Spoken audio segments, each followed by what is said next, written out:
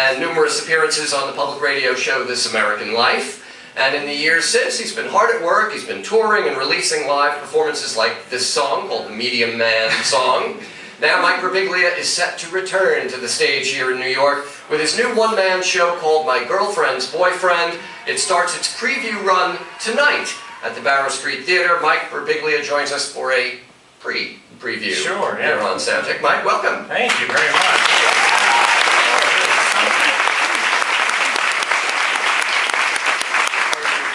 Steve Martin as your opening act? I was more intimidated by that Subway song.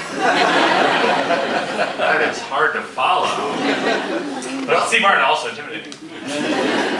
In an interview with the Onion AV Club, you actually kind of referred to Steve Martin and Bob Dylan a couple of times as like, these, I don't know, exemplars of I don't know what, of creative genius. Oh, that's interesting. That you don't remember embarrass saying me like this when Steve Martin is in the building here with us.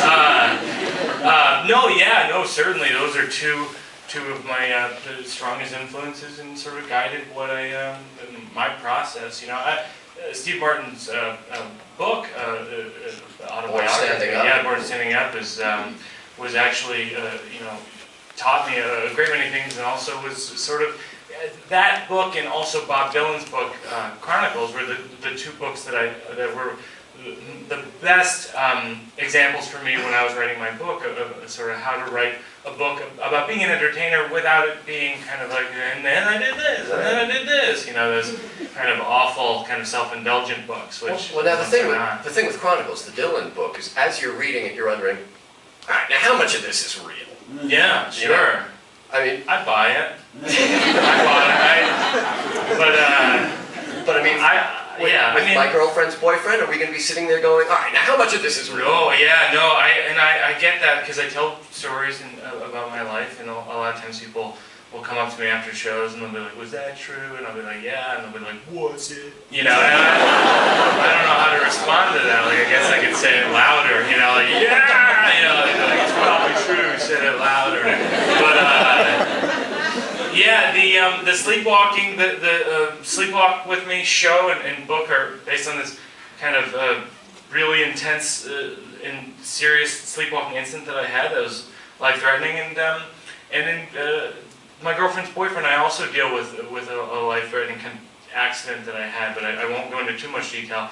But yeah, and it's all true, and so that's actually My Girlfriend's Boyfriend is more of a romantic story. It's about sort of how I came to grips with the idea of getting married, even though I don't believe in the idea of marriage, and then for a long time I decided, like, as a rule, I am not going to get married until I'm sure that nothing else good can happen in my life, which logically made sense. I never looked at my parents' marriage or anyone who's been married for more than 30 years and thought, I got to get me some of that, but I did get married. My wife Jenny is here today, actually.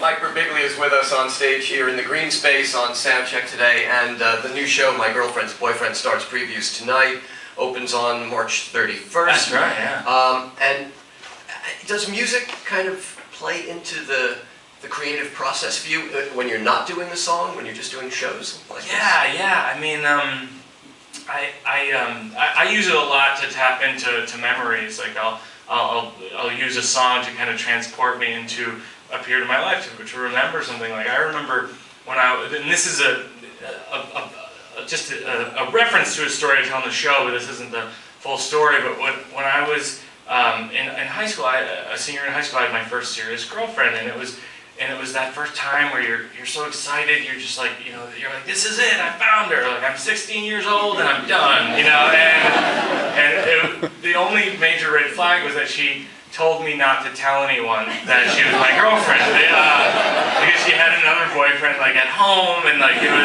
in the process of breaking up, of course, but that it was a bad time because his parents were sick, and so I was like, okay, so I went along with this for months, and then eventually she invites me to meet her parents, and so I was so excited. I was like, this is the the vindication that I need, and I drive my mom's station wagon to her parents' house, and I remember, I don't say this in the show, but I remember very well that I was listening to the song "Glycerin" by Bush, which was on the radio like all the time, and you know, I feel like with music, like we use music to kind of create our own personal narrative. Like that day, the song "Glycerin" was about a guy driving to New Hampshire to win over his girlfriend's parents.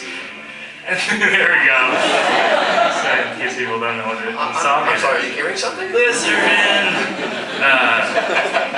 And so anyway, I drive there and I meet her parents, and it's going pretty well. And then this other guy comes over to the house, and I'm assuming it's like a family friend or a relative, and it's slowly dawning on me, I'm hanging out with my girlfriend's boyfriend. And it's going pretty well, you know, I mean, he seems like a nice guy, like I can totally see what she saw in him. But the day took a strange turn when he suggested that we go hang out at his house, and I met his parents. It is indescribable meeting your girlfriend's boyfriend's parents for the first time. Part of you is angry for obvious reasons, but then part of you still wants to make a good impression. You know, you're like, maybe if this goes really well, you know, she'll say that I'm good with parents in general. But I drove home, and I remember listening to the song "Glycerin" again, but it had a whole new meaning. So maybe that was unfair of us to kind of slip it in the background there as you were telling the story, but... Yeah, no, I like that though. I still like that song. Do you like that? I do. It sort of places this in a certain time. It does. Early it's a 90s. Yeah, 90s power ballad. Yeah, absolutely. Mike Birbiglia's new show is called My Girlfriend's Boyfriend. So, you know, besides the tale of actually meeting your girlfriend's boyfriend, where do you go from there? You mean in the show? In the show, yeah. Well, it's kind of, you know, I just talk about a lot of like love and heartbreak and you know what, another song that comes to mind that I reference quite a bit in the show is "Stairway to Heaven," which is a classic sort of make-out anthem that I have negative associations with because, you know, there were a lot of people making out to that song when I was growing up, like at dances, and you know, not me, like other people, you know, and I would be like, okay, I guess I'm not friends with that person anymore, you know. It was kind of a sad thing, and I had these negative associations with it. And then when I met my wife Jenny, she had a lot of. I remember one time, "Stairway to Heaven" came on the radio, and I turned it off, and she was like, "Who would turn off Led Zeppelin?" Yeah, and I was like, "Well, I have some negative associations associated with that." And she was like, "Well, I have a lot of really positive associations with that." And I was like, "Well, that makes sense, you know." But yeah, see, Jenny and I we actually talk about this a lot. Like Led Zeppelin is one of those bands, and I actually think this is more controversial. I think the Beatles are like this too. Whereas when I was a kid, it was so overplayed on radio and in commercial aspects in films and television that it just became white noise after a while. And I didn't understand until I became an adult that these things are incredible. These pieces are incredible.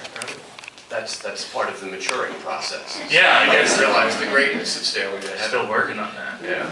All right. So, but the new show is. What does previews mean? I mean, do you have like bits and pieces that are? It means that fleshed tickets out, are cheaper.